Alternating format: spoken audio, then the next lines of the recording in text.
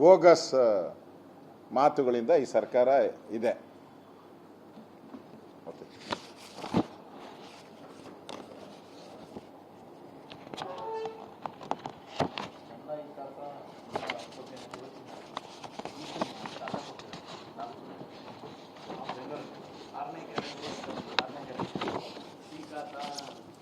ಈ ಖಾತಾ ಅದು ಸತ್ತೋಗಿ ಯಾವತ್ತೋ ಆ ಖಾತಾ ಆಗೋಯ್ತು. ಈ ಖಾತಾ ಹೋಗಿ ಆ ಖಾತಾ ಆಗೋಯ್ತು. ಎಲ್ಲ ರೆವಿನ್ಯೂ ಅಧಿಕಾರಿಗಳು ವಸೂಲಿ ಮಾಡ್ಕೊಬೇಕಾಗಿರೋದೆಲ್ಲ ಪೂರ್ತಿ ವಸೂಲಿ ಆಗೋಯ್ತು. ನಾನು ಏನೋ ಅದು ತೋರಿಸ್ನಲ್ಲಪ್ಪ, ನಾನು ಮುಖಾಂತರ ಮಾಡಿದ್ರಲ್ಲ, ಅಲ್ಲ ಇದು ನಾನು ತೋರಿಸ್ನಲ್ಲ ಅಸೆಂಬ್ಲಿಯಲ್ಲಿ. ಫೋನ್ ಪೇ ನಾನು ಅಸೆಂಬ್ಲಿಯಲ್ಲೇ ತೋರಿಸ್ದೆ. ಫೋನ್ ಪೇನಲ್ಲಿ ಎಲ್ಲ ತಗೊಂಬಿಟ್ರು. ಲಂಚನ ಫೋನ್ ಪೇನಲ್ಲಿ ಎಲ್ಲರೂ ತಗೊಂಡಾಗೋಯ್ತು. ಅದಾದ್ಮೇಲೆ ಅದೇನೋ ಹೇಳ್ತಾರಲ್ಲ, ದಿಡ್ಡಿ ಊರೆಲ್ಲ ಕೊಳ್ಳೆ ಹೊಡ್ಕೊಂಡು ಹೋದ್ಮೇಲೆ ದಿಡ್ಡಿ ಬಾಗಿಲು ಕ್ಲೋಸ್ ಮಾಡ್ಕೊಂಡ್ರಂತೆ. ಹಂಗೆ ಇದು ಈ ಖಾತಾ, ಓ ಖಾತಾ, ಆ ಖಾತಾ ಎಲ್ಲನೂ ಕೂಡ ಕೊಳ್ಳೆ ಹೊಡೆದ್ಕೊಂಡು ಹೋದ್ರು. ನಾನು ಅಧಿಕೃತವಾಗಿ ನಾನು ಅಸೆಂಬ್ಲಿಯಲ್ಲೇ ಧೈರ್ಯವಾಗಿ ಚಾಲೆಂಜ್ ಮಾಡಿದ್ದೀನಿ. ನಾನು ಉಪಮುಖ್ಯಮಂತ್ರಿಗೆ ನಾನು ಚಾಲೆಂಜ್ ಕೊಟ್ಟೆ. ಅವರು ಚಾಲೆಂಜನ್ನು ಸ್ವೀಕಾರ ಮಾಡಿದ್ರು. ಆಮೇಲೆ ನಾಪತ್ತೆ ಆಗೋದ್ರು. ಒಂದು ತೋರಿಸು ಅಂದರು ಒಬ್ಬರು. ನಾನು 10 ತೋರಿಸ್ದೆ ವಿತ್ ದಾಖಲೆ.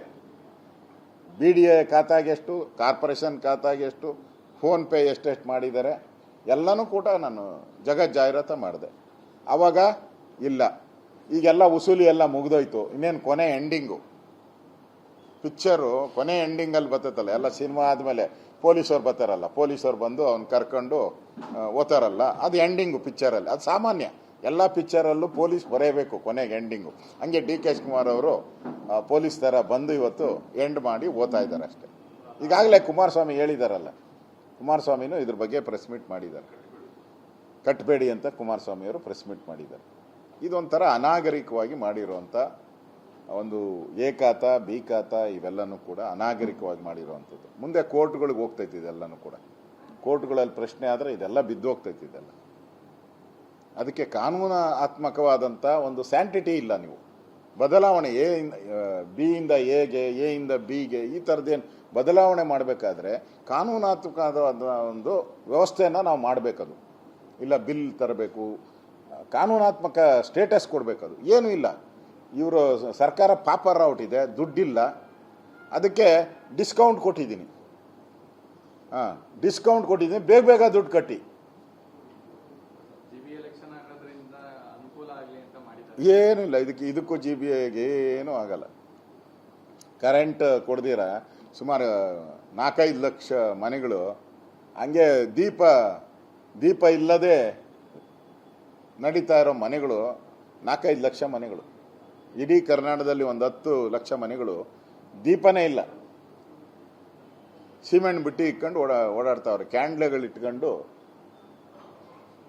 ಮನೆ ಬೆಳಕನ್ನು ಹಚ್ಕೊಂತ ಇದ್ದಾರೆ. ಆ ಬೆಳಕನ್ನು ಹಾಳು ಮಾಡಿದವ್ರು ಯಾರು? ಆ ಬೆಳಕನ್ನು ನಂದಿಸ್ತವ್ರು ಯಾರು? ಇದೇ ಕಾಂಗ್ರೆಸ್ ಅವರು. ನಾನು ಅಧಿವೇಶನದಲ್ಲೇ ಹೇಳ್ದಲ್ಲ, ಕೊಡಿ ಅವ್ರಿಗೆ 40-60ವರೆಗೂ ಕೊಡಿ ಅಂತ ಹೇಳಿದೆ. ಸಾಹುಕಾರರಿದ್ರೆ ನೀವೇನ ಮಾಡ್ಕೊಳ್ಳಿ, 20-30, 30-40, 40-60 ಈ ಥರದವ್ರು ಯಾರನ್ನ ಕಟ್ಕೊಂಡಿರೋರಿಗೆ ಕೊಡಿ ಅಂತ ಹೇಳಿದ್ರಿ. ಕೊಡ್ತೀನಿ ಅಂತ ಅಸೆಂಬ್ಲಿಯಲ್ಲಿ ಹೇಳಿ ಇದುವರೆಗೂ ಅದ್ರ ಬಗ್ಗೆ ಚಕಾರ ಮಾತಿಲ್ಲ. ಅದರಿಂದ ಜನಕ್ಕೆ ನಾನು ವಿನಂತಿ ಮಾಡ್ತೀನಿ, ಕೈ ಮುಗಿದು ವಿನಂತಿ ಮಾಡ್ತೀನಿ, ಈ ಪಾಪಿ ಸರ್ಕಾರ ಇನ್ನು ಭಾಳ ದಿನ ಇರಲ್ಲ, ತೊಲಗೋಗ್ತೈತೆ. ಇನ್ನು 2 ವರ್ಷ ಇದೆ, ಅದುವರೆಗೂ ಕಾಯಿರಿ, ಒಳ್ಳೆ ಕಾಲ ಬರ್ತೈತೆ.